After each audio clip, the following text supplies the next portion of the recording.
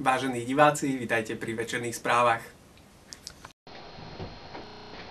Veľký kandidátov na pozíciu veľkého vogona spôsobil, že voľba je dvojkolová. V prvom kole prekvapivo a jednoznačne v pomere 0 k 0 k 0 k 0 k 0 k 0 ku všetkým zvíťazil generálny riaditeľ zavináčovne Friedrich Ballach.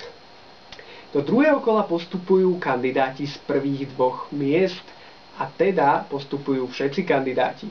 V druhom kole však už kandidát s najväčším počtom hlasov. Naši analytici predpokladajú, že toto druhé kolo bude mať podobne hladký priebeh.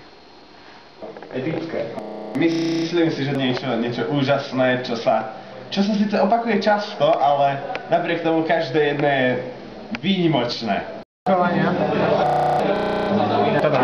Aha, tak neviem, ako Johnny je mierne sebevražedný človek, teda keď ho nesú po schodoch, alebo keď ho nesú počas zárubne, teda akože ja som videl nejakú takú vec, že Johnnyho hlava to je zárubňa a tá hlava správne že takéto. Ja som videl, to ma dosť vystrašilo. Ja som videl, keď sme ho nesli po schodoch, ako sa sám hádzal ponad zábravné skoro, kde vydopadol na tie druhé schody, ktoré boli asi o 2 metre nižšie. A okrem toho je dosť vražedný, že prvé čo spravil bolo chytil sa človeka. Nie aby sa chytil veci, ktorá ostane na mieste, chytil sa človeka, ktorý ho odnesol do sprchy. Celú emóciu môžem zhrnúť do jedného slova. Yes! Prírodopisné okienko. Môže sa to zdať neuveriteľné, ale takouto maličkou, jedinou zelenou slamkou sa môžete zahrať napríklad aj na roháča. Malého, ale za to veľmi silného chrobáčika.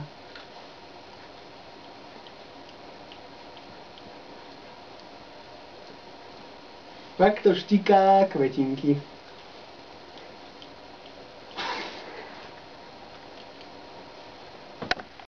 Konečne dneska sa nám podarilo kostolníka spláchnuť do latríny. A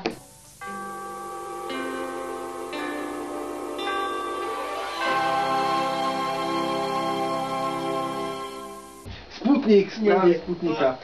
Zasekla sa mi raketem. Ha!